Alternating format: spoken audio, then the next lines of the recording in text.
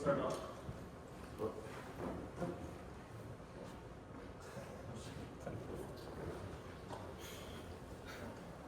Let's go for it.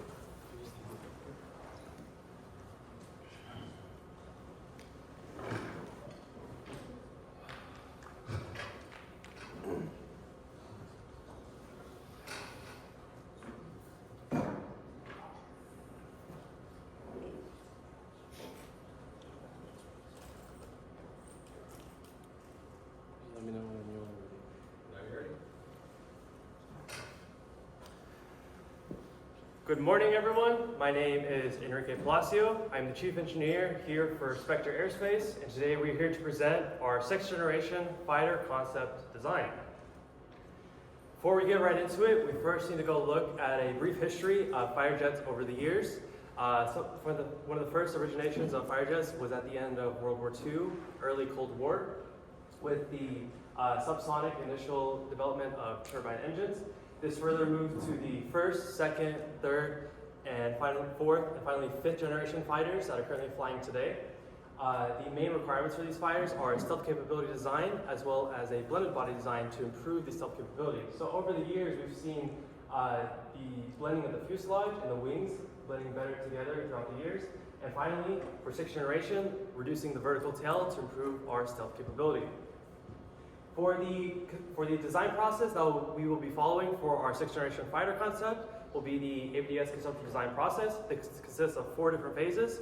First is project initiation, breaking down the project proposal, mission, and design requirements. Then moving to parametric sizing, developing an initial solution space, screening the solution space, and finally choosing a design point for us to further evaluate later in the CL and CE phase. Then we move to configuration layout. We further define the mission flight profile. We further define the mission for our vehicle, as well as define the internal and external layout. Finally, we move to configuration evaluation, improve the level fidelity of our models, as well as perform a design risk assessment of our vehicle. Will this vehicle be viable for the mission? For the project proposal that was provided to us at the beginning of the semester, this is broken down into mission and design requirements.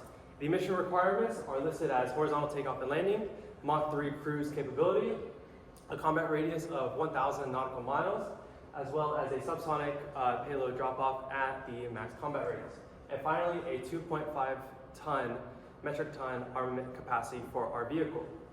For the vehicle design requirements, we require a blended body design, as we saw from the other 6th generation fighters. Overall, as we're progressing through the ages, the body is slowly becoming blended over time, further improving our stealth capability. Tail first configuration, as well as a turbine-powered engine used for our fighter. What's special about the design requirement is requiring a forward-swept design instead of a traditional aft-swept vehicle. Furthermore, reducing the lack of a vertical tail to improve our stealth capability. And finally, there has been a design trade for an unmanned and manned design. Spectre Aerospace will be designing a manned design, while Shadow Systems will be designing an unmanned design vehicle. So now we can move forward and actually introduce each of the team members for this project, starting with Ian. Hi, my name is Ian Merritt. I'm the lead of Civilian Control and Secondary on Aerodynamics and Aerothermals. Hello, I'm Hayden Miner. I'm the lead for cost and market and the secondary in propulsion. Hello, I'm Julie Vanderkue. I am lead for propulsion and secondary on trajectory and performance. Hello, I'm Kevin Fernandez. I'm the secondary on aerodynamics and the secondary on geometry. Hi, I'm Zazel Seda. I'm on trajectory performance and motion structures. Hello, I'm Logan Humphrey, and I'm the lead for aerodynamics and aerothermal and secondary on stability and control.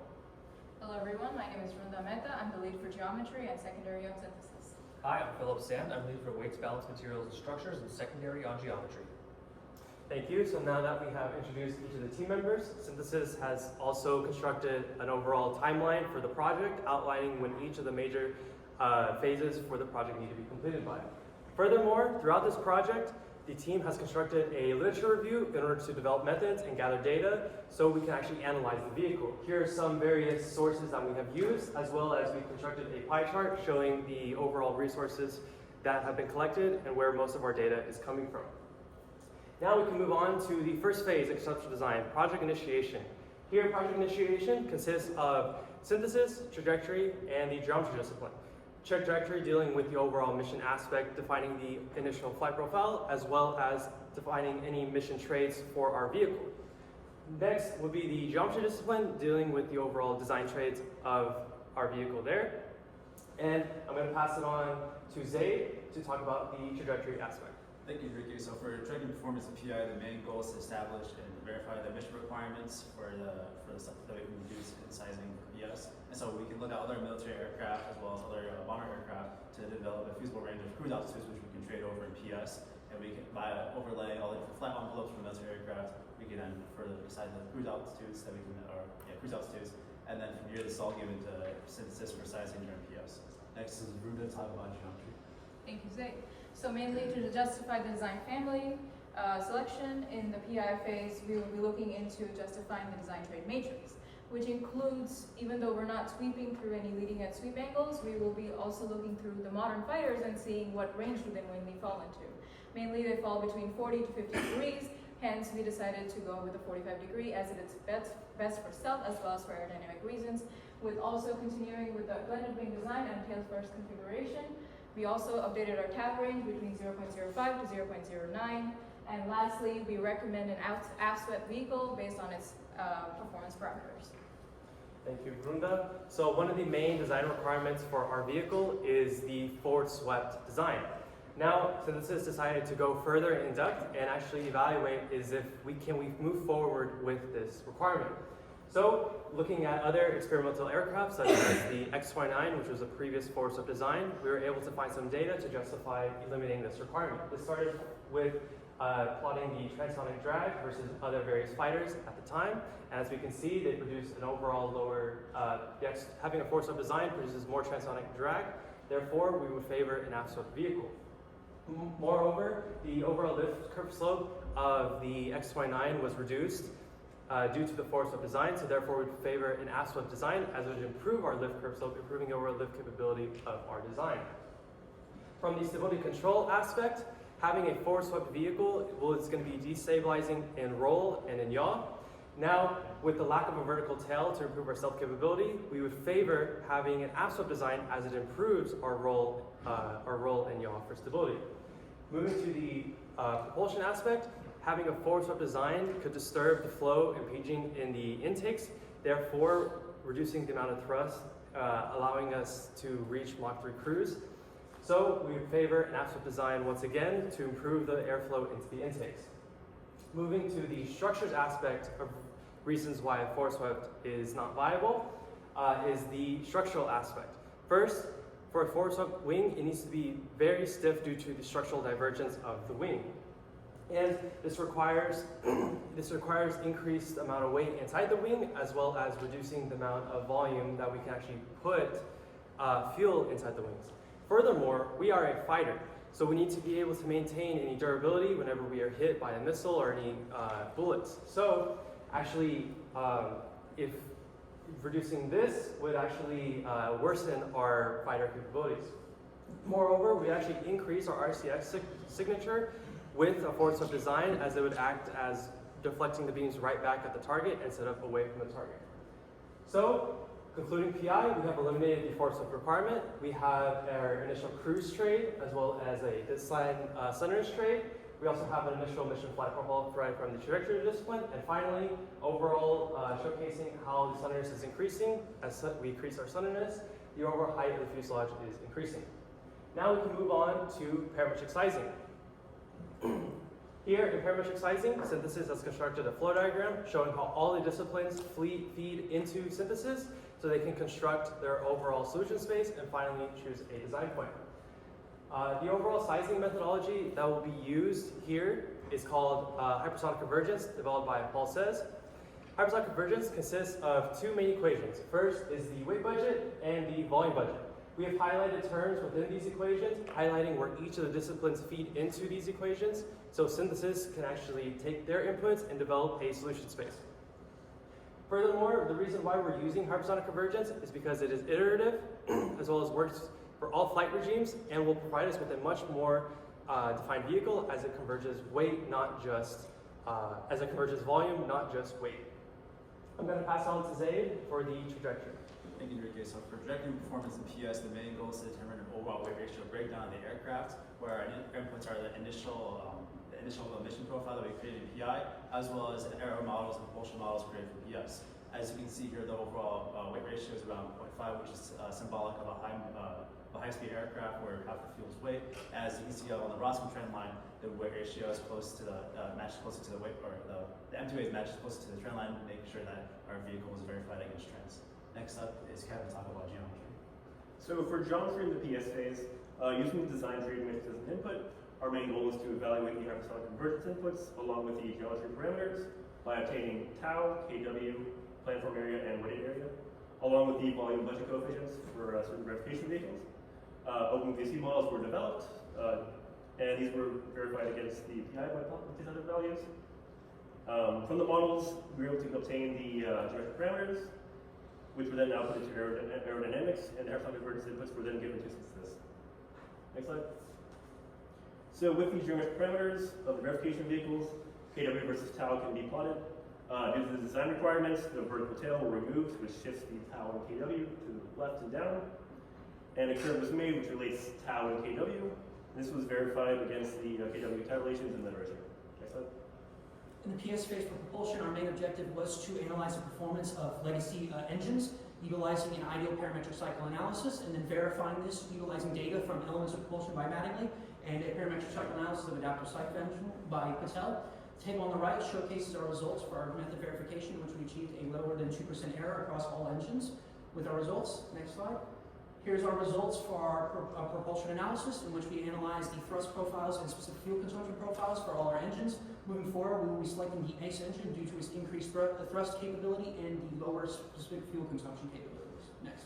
All right, so for weights, the main objective during this phase was to develop a complete weight breakdown of the vehicle. We were able to use the NASA flight optimization method to develop this breakdown, and we were able to compare it using Roscom aircraft data, using seen on the trend lines. Next.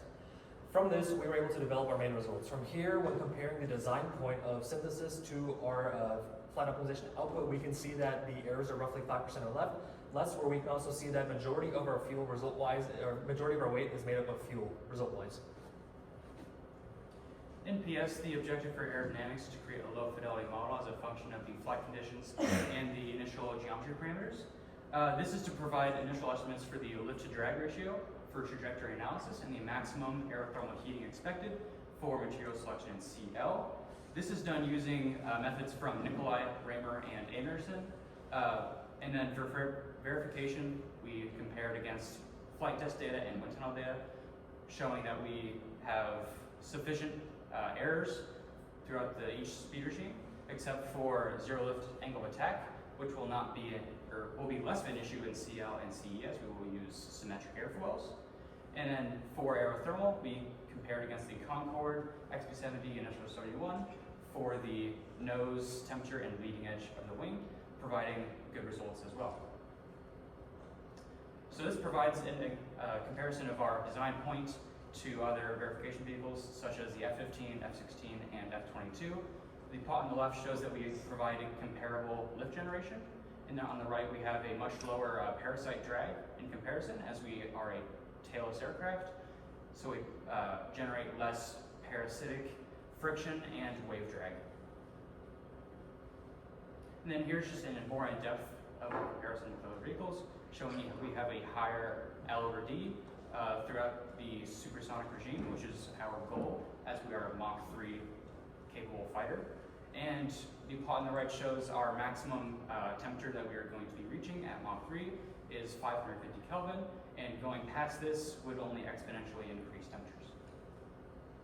Thank you, Logan. So taking in all the inputs from various disciplines in the PS phase, synthesis was able to verify our solutions, our sizing methodology, by trying to size current vehicles that already exist.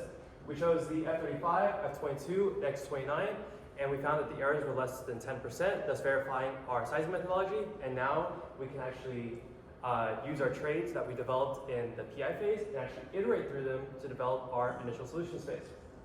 So here's our initial solutions phase. Our trades are various types of engines, cruise altitude, as well as slenderness. The most important trait is the cruise altitude trait, and overall, as we are increasing in our cruise altitude, the overall weight of our vehicle is increasing. This shows that we will favor a lower cruise altitude for our design plan. Moreover, we plotted the solution space versus other fighters to show that it follows the general trend of other fighters. And furthermore, we decided to see how our thrust to weight would be compared to other fighters. For the initial solution space generation, we decided to go with 2 engines, and plotting the thrust to weight versus other fighters, we can see that our overall thrust to weight is lower than other fighters, showing that we would be less capable in dogfighting. So, in order to improve our thrust to weight, we decided to add a 3rd engine. Adding a 3rd engine overall increased our takeoff gross weight, but also improved our thrust to weight, better matching other fighters that currently exist. Now we can move on to actually screening the solution space and choosing a design point. So the screens were provided by the propulsion discipline and will be further evaluated later in the CE phase, but here are some initial screenings for our initial design point. We can further select the engine type, the adaptive cycle engine, as it produces the highest thrust to weight. Then we select the cruise altitude. As we saw earlier, we desire a 16-kilometer cruise altitude. Furthermore, we can select our slenderness trade, which varies based off how close the converged vehicle is compared to the curve. We don't want to be too close, but we also want a high thrust to weight for our design point. And finally, we have our overall design point, which is heavier than the current F-47, while also being roughly the same size. Now that we have a design point, we can further we can move into configuration layout, where we will define the overall, further define the mission profile, as well as define the internal layout and external layout of the vehicle. How exactly will this vehicle look like for our mission? The mission aspect for configuration layout consists of trajectory discipline, while all the other disciplines will feed inputs directly into the geometry discipline, so they can develop an outer mode line sketch of the external layout as well as the internal layout of the vehicle. Synthesis constructed a synergy flow diagram of all the major components that our vehicle will use, and actually outlined them and showed where they will feed into various of the 4 categories for the discipline, so they can determine where exactly the justification for these components will be. Now we're going to move on to the mission and operation aspect, trajectory aspect of configuration layout. Here, trajectory decided to plot very specific excess power contours for our fighter. This was using the aerodynamics PS model as well as the PS propulsion model. Furthermore, we decided to make an initial flight envelope of our vehicle, showing roughly where our vehicle can fly, and we decided to perform an initial climb profile where we will further evaluate this later on in the CE phase, and we can get some initial time and fuel estimations for this profile. Furthermore, we further defined the flight profile of our vehicle, performing very unrestricted climbs as well as a cruise climb to kind of conserve fuel for the cruise to target, as well as diving down and performing a transonic dash to the target to improve our stealth capability at lower altitudes. And finally, with the mission aspect concluded, we can move. I'm going to pass it on to the geometry discipline so they can walk through the geometry building of the vehicle. Thank you, Enrique. So mainly for the design, we'll be taking a lot of inputs from various disciplines, such as blade control, propulsion, aerodynamics, aerothermal, as well as weights, balance, materials. Using all of those inputs, they will be feeding into an OML that would be changing based on the wings configuration, the canards, the engine placements, how the nozzles are designed, how the intakes are placed, as well as overall the stealth capability of the aircraft. So now I'll be handing it over to Logan to describe the wing and canard geometry. All right, thank you, Greta. For the creation of the configuration of the plan form and airfoil for the wing and canard, we were provided a target cruise lift-to-drag ratio of 5 to 6 from trajectory. And with this, we optimized our aerodynamics to balance the transonic maneuverability as well as the supersonic efficiency of our aircraft. And with this, we chose a moderate sweep angle of 45 degrees, which is comparable to other Mach 3 fighters and other fighter aircraft, as well as using a biconvex airfoil that is modified to provide a better subsonic regime. Thank you, Logan. So in CL, propulsion's goal was to evaluate the different intake, nozzles, ducting, as well as engine placement. This was done by using a pod digitizer, as well as taking into consideration Nikolai and Kirshner's boundary layer bleed area, and taking into account stealth capabilities.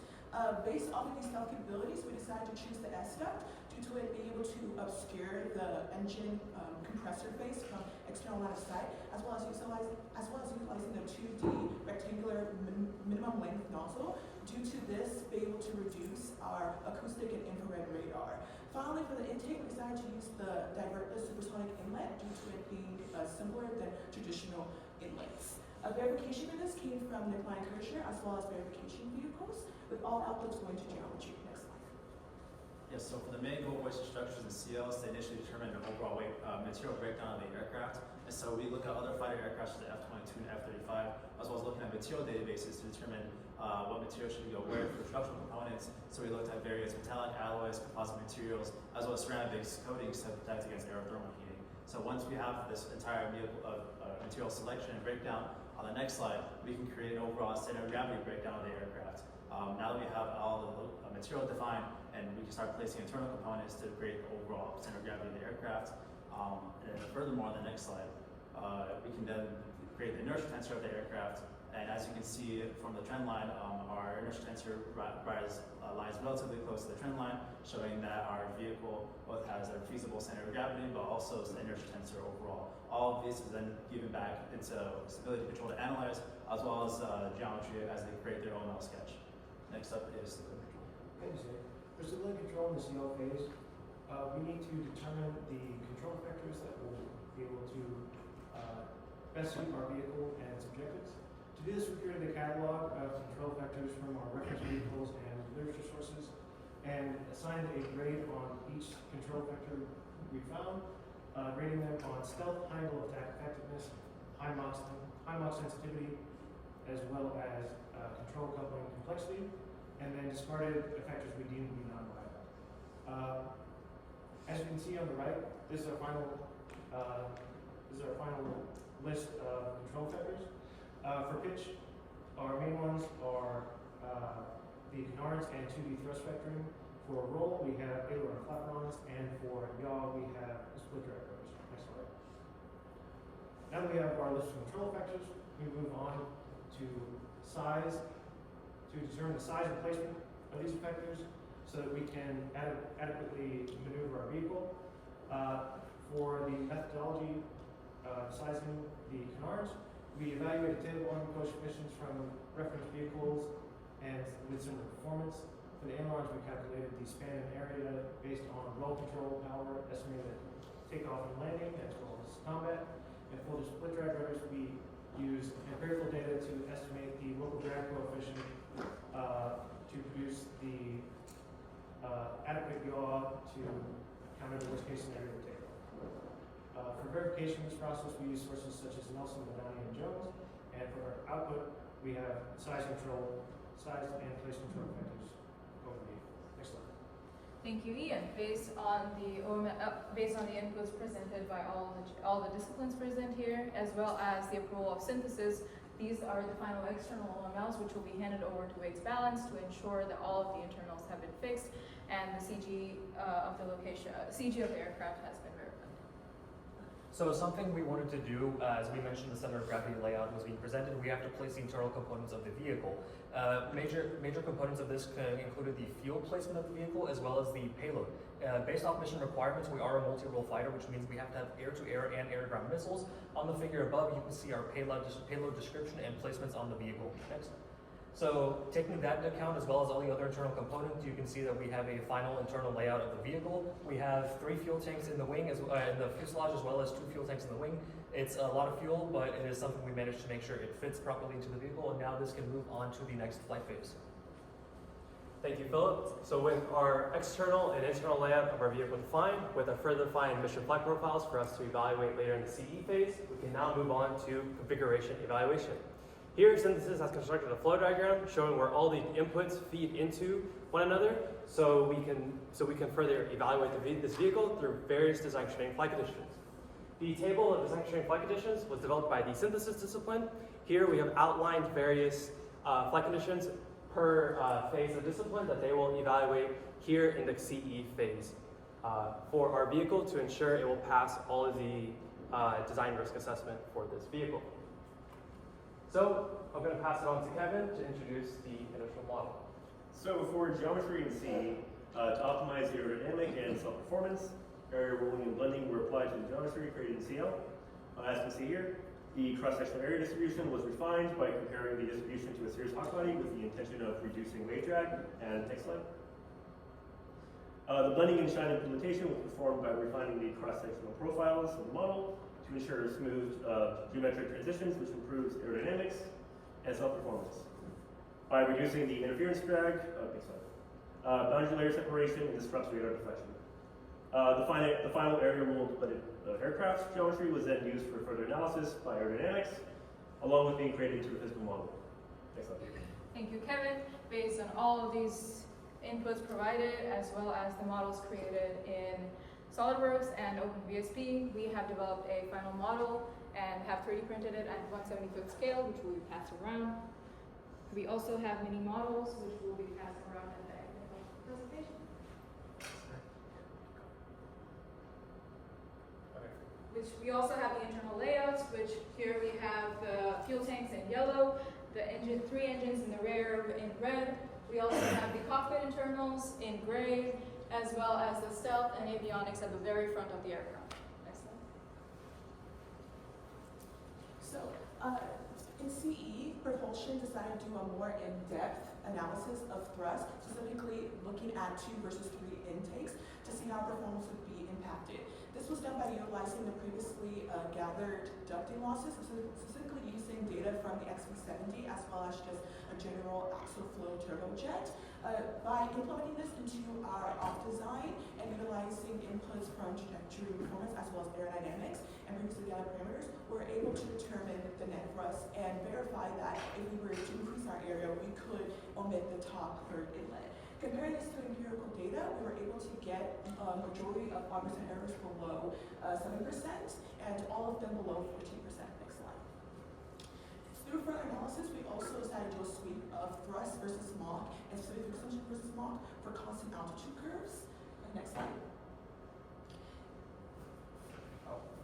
The main goal for aerodynamics in the CE phase is to increase the fidelity of our models. This is done by decreasing the overall error and expanding the flight conditions that we can approximate results for, such as takeoff, landing, and combat at moderate angles of attack. This is done using methods from Nikolai and Raymer to add the maximum lift coefficient, stalling of attack, and the effects of control deflections via the canards and flaps. So, using the geometry as an input, using AeroVSP, vortex dive method can be used to analyze the aerodynamic performance at various flight conditions, to evaluate the lift coefficient, lift distribution, and the stability derivatives. As you can see here, the lift coefficient was obtained as a function of Mach and angle of attack, and compared to the aerodynamic model, along with the lift distribution being taken from takeoff. Lift distribution was then given to weights and balance, and stability derivatives would then be given to stability control. Next slide. For our aerothermal model, we need to determine the aerodynamic heating we're going to be encountering in a more Mach 3 environment. And we want to obtain the surface temperature over the distribution of the vehicle. To do this, we computed flow properties as well as the stagnation and recovery temperatures with Mach and altitude as an input. Estimated the skin friction coefficient to get our Stanton number for heat transfer, solved a convective radiative heating balance, and which gave us our heat distribution over airfoil, which we then extrapolated to the full wind. Our verification for this process were the temperature data from the SR-71, the XV70 and Concorde, the SR-71 being our lowest percent error at 3%, and our outputs were the wall temperature distribution as well as the heat flux distribution. Next slide, please. Thank you, Ian. So in CE, trajectory performed a takeoff and landing analysis. This was done by using Hall's degree of freedom analysis methodology under flat Earth assumption, as well as using Mattingly's fixed glide slope of 3%. This was verified against empirical data of similar vehicles, as well as using parameters from synthesis, empirical parameters gathered, as well as aerodynamic and propulsion models. And when compared to the empirical data, as you can see, this is the breakdown of our ODE data. Next slide. And this is the output of our takeoff and landing simulation. Next slide. We also performed a balanced field length using methodology from Nikolai and Kirchner. This was done to just get a more overall view of our takeoff performance. And as you can see here, the yellow parameters, and when compared to the same previously mentioned verification vehicles, when comparing to SR-71, we have a percent error of below 2%, which makes sense due to our vehicle being heavier and of higher performance. Next slide. Thank you, Jillian. So for the trajectory simulation, here in the CE phase, Director was tasked with simulating each of the major flight phases for our vehicle, proving that it is feasible for the mission. Here is the overall mission profile for the vehicle, as well as we plotted the flight profile versus the flight envelope, showing that our vehicle fits within the flight envelope, that it is viable for the mission. Moreover, this overall altitude versus range plot shows that our vehicle is capable of reaching the desired range that was provided in the project proposal. Moreover, we are also reaching this range at Mach 3, also performing the subsonic drop-off, as well as finally flying back to our desired base. Moreover, we have developed a weight breakdown and time breakdown for each of the flight phases. Furthermore, for an overall combat capability aspect, Trajectory wanted to further evaluate this, so we decided to plot a maneuverability plot for our aircraft. As we can see, overall, we can sustain a G turn up to 6.5 Gs. This is at 5 kilometers, and this was also verified comparing it against other various fighters' turn capability envelopes. I'm going to pass it on to structures. Thank you, Enrique. So for structures in CE, one of the first things that we do is look at the loads going for the aircraft. We're using two different methods. We use a simplified cantilever beam analysis using derived from solid mechanics, as well as a close torsion analysis, also from solid mechanics. We can then compare this to FA-18 loads testing data, which yields similar results compared to our estimated beam deflection, as well as our moment and shear loads going through the aircraft. This can then be supplemented into creating the VN diagram on the next slide. Yeah, so part of the structural analysis during configuration evaluation is to develop a complete VN diagram of the vehicle. Presented above is the VN diagram specifically for our combat altitude. So for this VN diagram, we were able to determine our everything from stall lines to max dive speed, which is given to us by trajectory, as well as to caution zones, where the structure of the vehicle would start going into a cautionary zone that could lead to failure.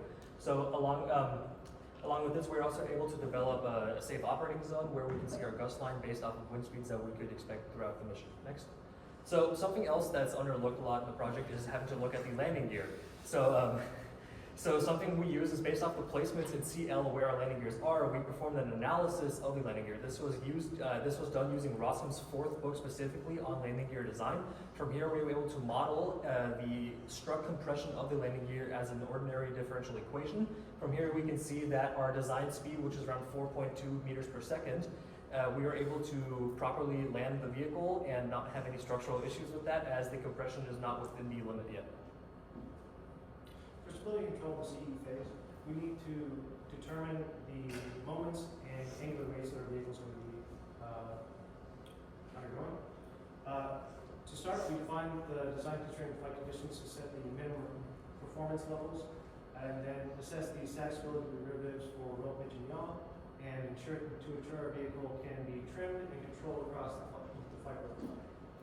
From there, we created a MATLAB model to calculate the moment coefficients and derivatives which we then fed into the equation of motion to determine the body angular rates. For our verification, we compared our roll derivatives against empirical data from similar vehicles over a range of angles and Mach number.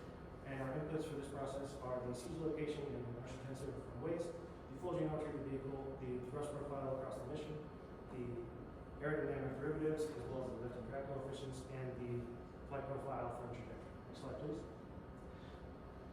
Now we'll begin evaluating the vehicle's control performance. We'll start with pitch. As you can see on the plots on the right, we had difficulty lowering the error in our between our model and reference data. Unfortunately, this means that our model is unverified as of the current time. However, we see that the reference and model trends have a noticeable correlation in shape. With this in mind, we performed a simulation of our vehicle in its takeoff rotation on the right, where it achieved the desired angle of attack of 14 degrees in approximately 0.7 seconds. Though this is likely inaccurate, this should put us in the ballpark of the real solution. Next slide, please. Moving to yacht performance. Similarly to pitch, we had difficulty lowering the error and leaving our yacht unverified as well. But again, we see strong correlation between the reference and model curves. With this, even though we are overestimating our CM data, for our yacht trim calculation in our worst case scenario of takeoff in max crosswind with an engine out, with our only functional engine being one of the side mounted engines, we are still showing that we're able to trim and yaw. And because we're overestimating CM data, our required deflection will actually be lower instead of higher, showing that our split drag rudders are sized adequately to control the vehicle. Next slide, please. As we are a multi-role aircraft, we must satisfy the design constraints for both strike and air superiority aircraft. And as the generations of fighters continue, we see that the maneuverability also improves. So we decided to use the Class 4B requirements, or air superiority, for roll control. As the maximum requirement during combat is 90 degrees per second, you can see that we actually do surpass this, and our model for roll rate is verified using flight test data, such as the X-29, which provided errors of less than 10%. In the CE phase for cost market, our main objective is to estimate the development, production, and operations costs of our design vehicle, while also performing a break-even analysis for our design vehicle. We do this by utilizing various methodologies and verifying using empirical data from previous generation fighter aircraft. Next slide. First of all, we have our method verification, in which we analyze the nickel and carrier cost estimation method, the Raymer method, and the Roscoe method. The table on the top showcases the results for our method verification, in which the Roscoe method achieved the lowest percent error, which means moving forward we chose the Roscoe method to perform our cost analysis. The table on the bottom showcases the current F-47 cost data that can be acquired, with initial cost, the contract cost around 20 billion, estimated per unit cost around 300 million, and estimated quantity of around 185 units. Going forward for our final design analysis, we will use this estimated quantity of 185 units to compare our results to the F-47 moving forward. Next. For our cost analysis, we analyze the development, production, and operations costs of our design vehicle utilizing the Roscoe methodology. Inside this analysis, we analyzed a low versus high estimate to kind of showcase a best case and worst case scenario for our cost estimation range to perform a more realistic cost estimation. Next slide. On the left showcases our development cost versus the number of number of development aircraft made versus various other verification vehicles with our design points plotted for both the low and high estimate. The right plot showcases the production cost per unit versus number of units built, versus showcasing our design point versus the F-47 and other various fighter aircraft, in which we showcase that our design points close to the F-47 with an error percentage of around 15%, which is okay going forward, but it needs to be a little lower. Next slide. Now we have our break-even analysis for our design vehicle, which we utilize the method by Thomas and Wasserstein to analyze our fixed costs of our aircraft versus the acquisitions cost at varying profit percentages, plus an additional revenue with an additional spare parts revenue that we can add onto it. Next slide. The plot on the left showcases our break-even analysis, our low estimate break-even analysis with our varying break-even points at different profit percentages. The plot on the right showcases our high estimate with our varying break-even points for our with varying profit percentages. Next slide. This two tables showcase the results for our break-even analysis, in which we achieved a break-even quantity of less than 250 aircraft for our worst-case scenario with the lowest profit percentage and the highest estimate. Next slide. Finally, we have our final design point results, in which we analyze the life cycle cost versus the service life of our aircraft. We analyzed two separate service lives at around 30 and 40 years to kind of decide which one we wanted to utilize. Moving forward for our final results, we chose a 30-year service life because it achieves a lower cost, and it also is less risk involved due to a lower time frame. Next slide. Here we have our final results for our design point cost analysis at 185 units and a 30-year service life, which we showcased we achieved a production cost per unit of around 350 million for our low estimate and around 400 million for our high estimate, with a life cycle cost of around 230 billion for the low estimate and then 244 billion for high estimate. Next. Thank you, Hayden. So from the CE phase, we have gone through each design constraint flight conditions, proving that our vehicle is viable for the mission and can complete the mission accordingly. Now, we will move to actually updating our solution space with a much higher fidelity models. First, I'm going to pass on to Jillian for the constraint curve. Thank you, Enrique. So to aid in synthesis, redefining the solution space, we decided to reevaluate the previously mentioned constraint analysis. This was done by expanding the amount of different curves and considerations we took into to evaluate the full scope of our flight profile and any constraining curves. This was done by using utilizing the same Natalie methodology, with it being split up to subsonic, transonic, as well as supersonic flight regimes to evaluate each constraint curve adequately. Thank you, Jillian. So we can reapply our CE aerodynamics model as well as CE propulsion model to our solution space, reconverge our solution space, and plot the constraints provided from the propulsion discipline, and find that our updated design point has actually produced a lower gross weight than our initial design point from PS. In conclusion, our weight ratio model that we developed in PS was over-predicting. We actually found that for the overall mission fuel we used was actually less than what we predicted in PS. For reconvergence, a full-blown reconvergence, to develop a very much more refined design point, we need to fully incorporate the trajectory model as well as stability control into the solution space so that we can properly size an adequate vehicle. Furthermore, we need to further refine our vehicle geometry for RCS as well as stability aspect. Yes, we have a concept that works, and we have proved it, but there's still further refinement that can be done to improve the overall design of our vehicle. And lastly, we need to verify the pitch and yaw stability and analysis from the stability control discipline. Thank you.